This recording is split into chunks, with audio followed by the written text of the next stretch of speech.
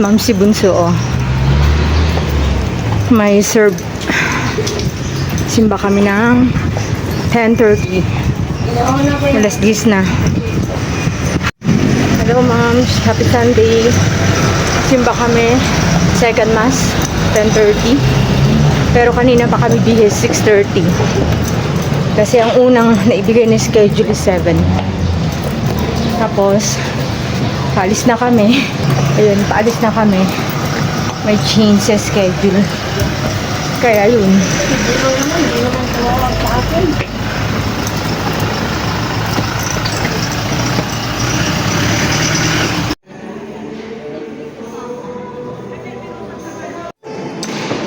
And moms,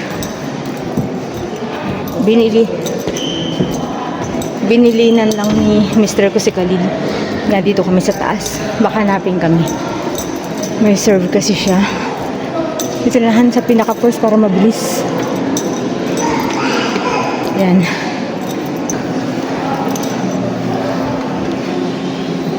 Ayan. Ano? Bag ko nga.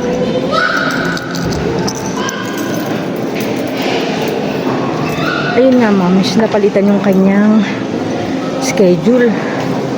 Supposed to be, yan, may tagawat na naman ako. Supposed to be, ano ba? 6:30 kami aalis ng bahay kasi 7 yung ano. Ngayon, buti na lang chinek niya yung phone niya bago kami lumabas. Yung pala, napalitan yung oras niya ng 10:30. Tuloy, ang aga kong nakagayak. Wala naman akong work. Kaso, dahil maagang nakagayak, inaantok ako. Pag ganun, walang ginagawa. Nag-ano na ako, ma'am. Nag-work na lang ako doon sa isang part-time ko. Though wala naman akong pasok doon. Sumagot ako ng mga inquiries. Sayang oras kasi nakatunganga.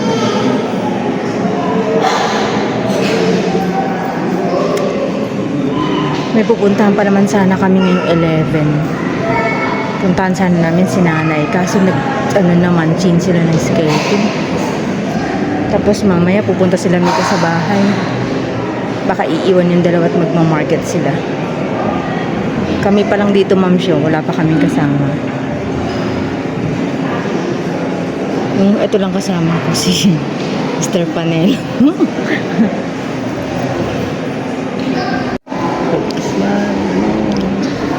Ayun, 23rd Sunday. Oo, kaya mayroon mga photographer na. Ayun, 23rd Sunday na tayo, mga moms.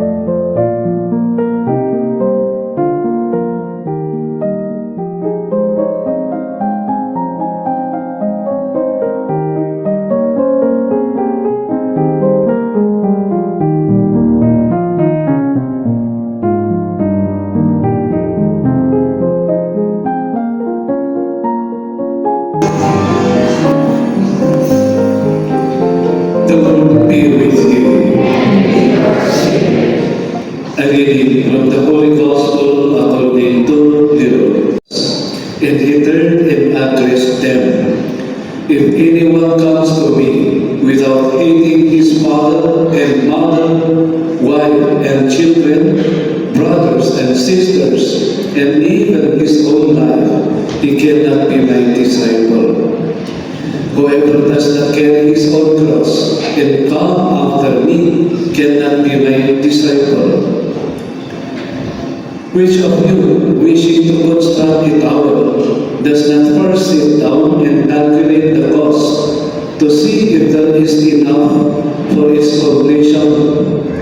Otherwise, after laying the foundation and finding himself unable to finish the work, the onlooker should laugh at him and say, "This one began to build, but did not have these resources to finish." Or what king marching into battle would not first sit down and decide whether with 10,000 troops he can successfully oppose another king advancing upon him with 20,000 troops? But if not, while he is still far away, he will send a delegation to ask for peace terms. In the same way, any one of you who does not renounce all his possessions cannot be my disciple. The Gospel of the Lord.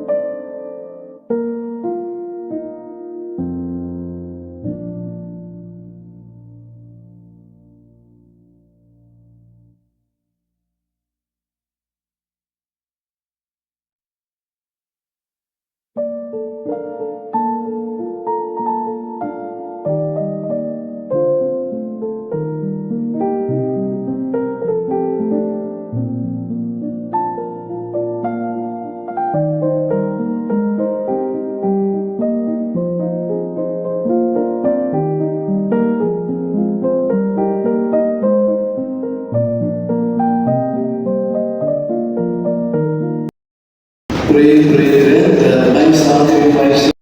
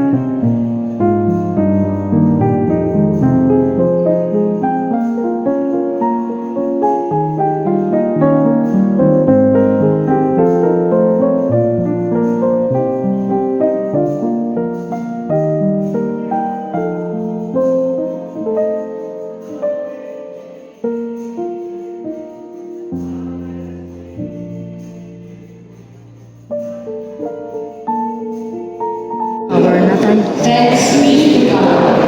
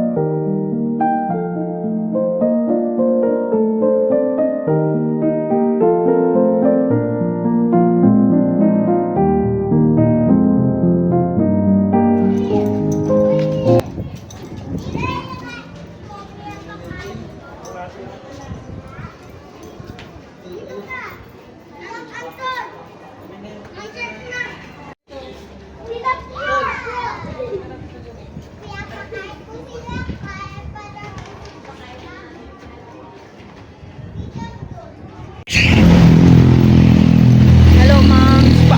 Pauwi na kami. Yung si Bunso, oh. Magre-review pa yan. Pero kain muna kami ng lunch. Tapos, baka maya-maya dadating na rin yung sila Mika. Makulimlim dito sa Baguio, ma'am. Malamig, mahangin.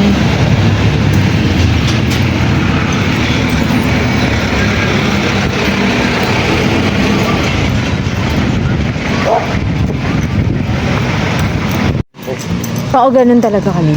Pati kami ni Dad, man, pag walang mga, nakatayo kami. Ayan, ma'am, punta muna kami dito sa gulayan. Bili kami ng gulay na igigisa sa karne. Uy, wait lang. Uy, wait lang.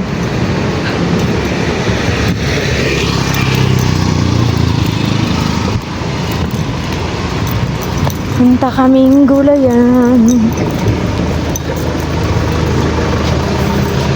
Dito. Dito. Ang sayang bayabas.